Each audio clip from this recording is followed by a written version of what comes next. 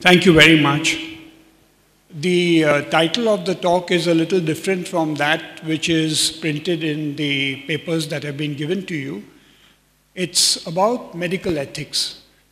And I'm going to use this topic to illustrate what has been spoken about in the morning.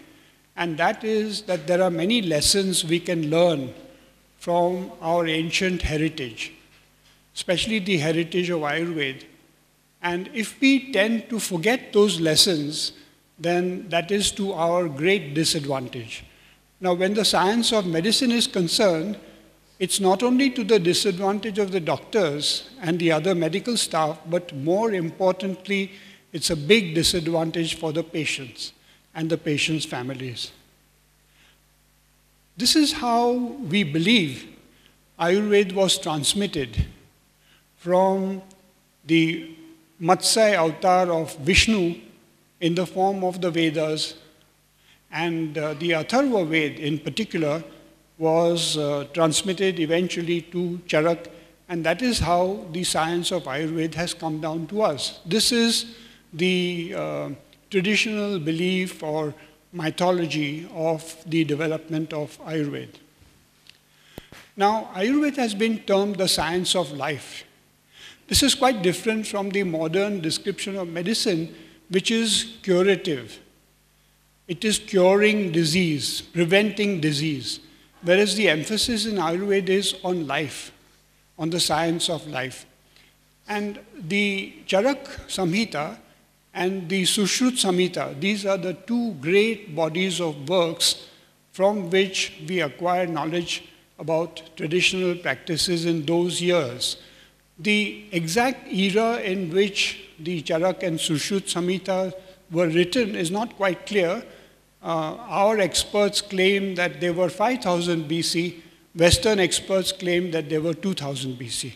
However that be, Ayurveda defines the science of life as being boundless. There are no limits to it.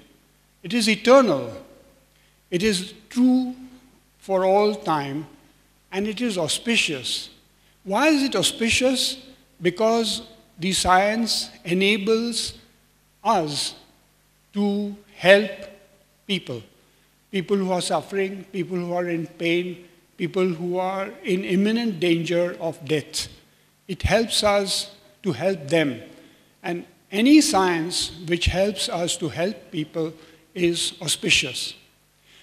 And of course, it deals not only with the physical body, but also deals with the eternal Atman or the soul. So it's a much more comprehensive science than the limited science of medicine as it is practiced today.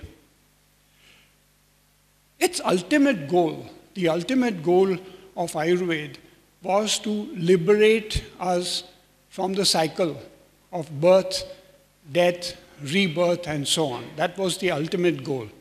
And Ayurveda was not only a science, but it was also a philosophy. And when you read the works of Charak and Charak and Sushruta, which even for people who don't understand or know Sanskrit is possible because they are available in excellent English translations, you will see there's much, much, much more than just medicine in them. I already told you that we are not very sure about the exact period in which Charak and Sushruta worked, and the period before them is even more clouded in mist. Now, this is a page from the Atharva Ved. The Atharva Ved is the Ved which is principally concerned with the science of Ayurveda. It is a great tragedy that these pages from the Atharva Ved are not to be found anywhere in India. This particular page is from the University of Tübingen in Germany, where it has been very carefully preserved. This Kashmiri version of the Atharva Ved, which is called the Paipalada version, there is not a single copy to be found in India. And this is another great tragedy, that we do not care for our historical archives. We are not concerned, we are not bothered, we do not care to preserve them. And today, if you want to study them, you have to go abroad. Now, it's quite evident that Indian experts are full of praise for Ayurveda, for the works of Charak, Sushruta, Vagbhat, and many of their followers. But here is a Western analysis of Charak's and Sushruta's work on Ayurveda. And it says this Heinrich Zimmer was a great scholar of Indology. And he says that Ayurveda gathered and sifted the rich inheritance from preceding generations. So the works of Charak and Sushruta incorporate information much earlier than their times and interrelated the philosophic background of medicine with religious thought, spiritual ideas, and ideals. Now this again is in striking contrast to what obtains in modern medicine, where philosophy is virtually forgotten now. It's become so materialistic. Teaching of Ayurveda was by the usual guru-shishya technique, and Charak and Sushruta independently have laid down several criteria. Who should be a student of medicine? Who should be a teacher? What kind of works should these students learn from or study? And if you read these characteristics which have been described by Charak and Sushruta, and if you apply them to teachers and students of modern medicine medical colleges today, you will find that there is a tremendous contrast. The students and teachers of those times were expected to be dedicated to the science. The students and teachers of today, alas, most of them are dedicated to earning money quickly. There is a lot of difference, and it is to our great loss that we have forgotten those ideals. Please keep reading these criteria as I go past the slides, and you will see the difference. Apply them to teachers of medicine in medical colleges today, and you will find that there is a striking difference. Look at this criterion: compassionate towards those who approach him. And this applies to the poorest of the poor who approach him. How many times can you go to a medical college or a hospital or a doctor and see him treat the poorest of the poor patients with the same care and attention which he devotes to a multimillionaire or to a minister? There's a striking contrast. These are the injunctions to the student, that if you want to be a student, these are the criteria that you have to meet. And look at the one segment which I have highlighted in yellow. Always seek the good of all living creatures, not just mankind, but all living creatures. This is just one of the many criteria which have been laid down.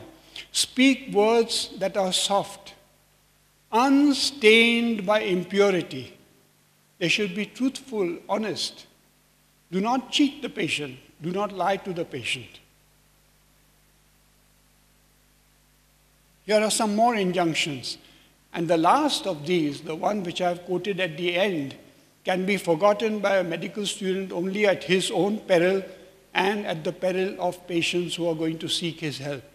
There is no end to medical science. You have to keep studying medicine as long as you are alive. There is no end to it. You can't just finish your medical college stint, get your MBBS or MD and say, okay, I'm now a master of medicine, I don't need to look at books, journals, papers, anything.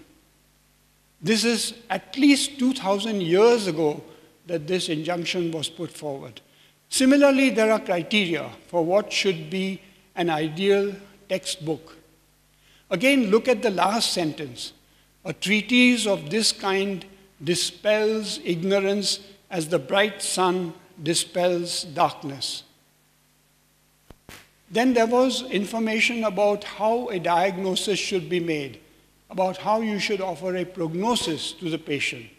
Every single aspect of medical practice is covered in these great works. And there is poetry in their prose. The physician of knowledge who fails to enter the inner body of the patient with the lamp of knowledge and understanding can never treat diseases. Try and find a sentence of this kind in the medical textbooks of today.